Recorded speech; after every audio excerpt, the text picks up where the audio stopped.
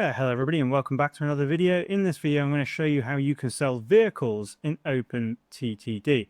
So let's say I want to sell one of these buses here. You can do this on any kind of vehicle like a train or aeroplane for example. But what you want to do is find the vehicle you want to sell and then press the depot button here at the top right of this vehicle's screen.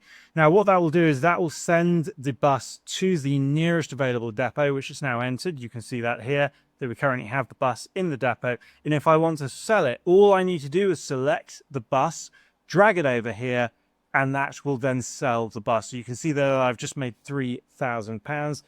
If I want to actually sell multiple buses, for example, then one thing I can do, I'll just quickly buy a few here to show you, is if from the depot point, instead of dragging each of them individually into here to sell it as an individual bus, I can actually come down here and press this button, and that will say that I'm about to sell all the vehicles. Am I sure I want to do this? I can go ahead and press yes, and then I have sold all of those buses in the depot. And that is how you sell vehicles in OpenTTD. I hope this tutorial has helped.